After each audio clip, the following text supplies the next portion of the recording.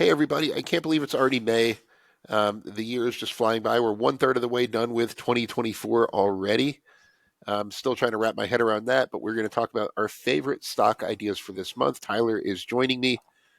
Before we dive in, check out fool.com/Frankel. You get the top 10 stocks to buy right now from the Motley Fool. It's the best way to support this work we're doing on YouTube. Again, that is fool.com/Frankel.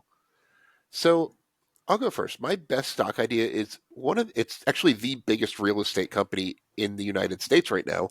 It is a company called Prologis. Ticker symbol is PLD.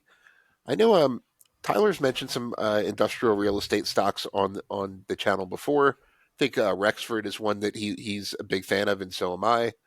But I really like the scale advantages and just some of the just the financial strength that Prologis has is really tough to argue with. And Prologis reported somewhat disappointing earnings, and the stock had a leg downward. It's down about 12% since earnings last I looked, and for some good reasons. Their occupancy was down 80 basis points since the end of the year. There's a lot of worries about, did we oversupply logistical space during those pandemic years where everybody needed more fulfillment space and things like that? And the short answer is yes, we did. But the longer question is whether or not it's a long-term problem or a short-term one.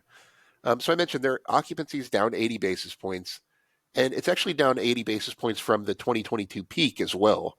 Um, you know, Industrial occupancy peaked during 2022. I mentioned the kind of pulled forward growth during COVID.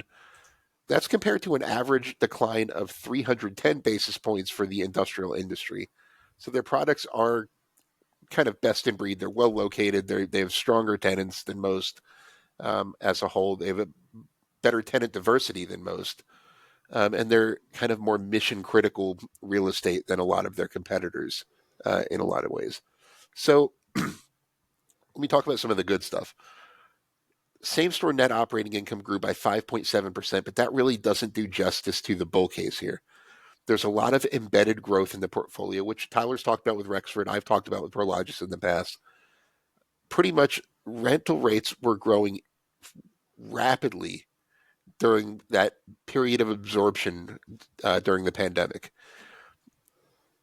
Industrial properties are on long-term leases. Generally about 7 years is the kind of sweet spot.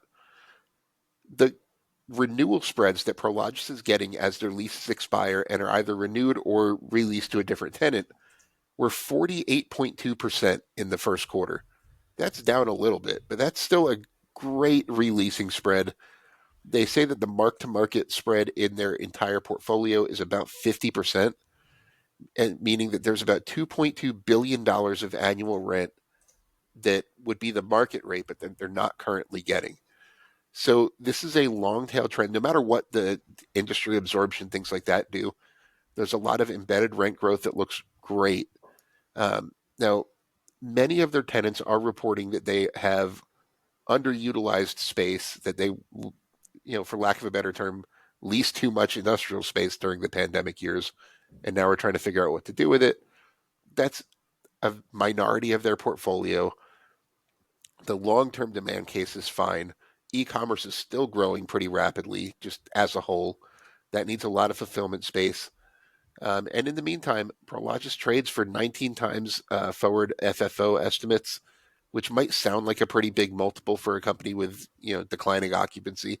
But when you consider that that does not even include all that built-in rent growth that we're going to see realized over the next few years, this is really a much cheaper stock than it appears. It has a dividend yield of almost 4%, which is pretty high for this company historically. So I'm a big fan of Prologis at these levels. I bought some recently in my own portfolio. Tyler, I have a feeling you're going to talk about a stock that's not quite as well known. No, but it's actually a little bit related to industrial warehouses, and also surprisingly a little bit tangentially related to AI, data centers, and kind of everything else like that. I'm going to talk about EMCOR Group. Ticker is EME. It is one of, I think it's the second largest mechanical and electrical subcontractor in America.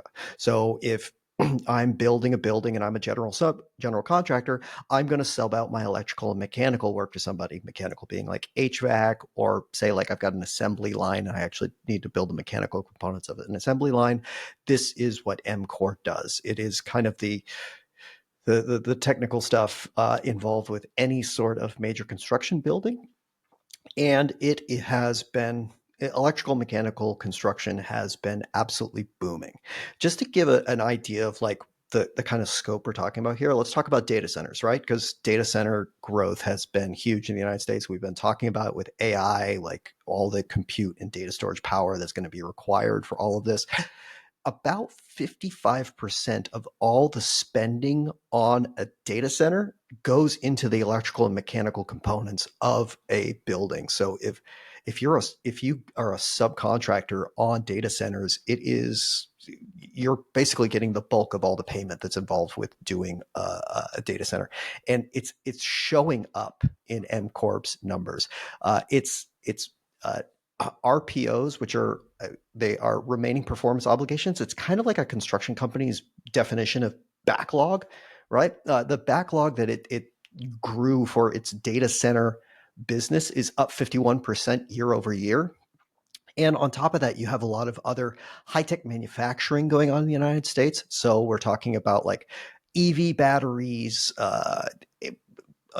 electric vehicles in general, semiconductor fab construction, basically all the things we've been talking about with the CHIPS Act and the Inflation Reduction Act, anything that involves like high-tech manufacturing.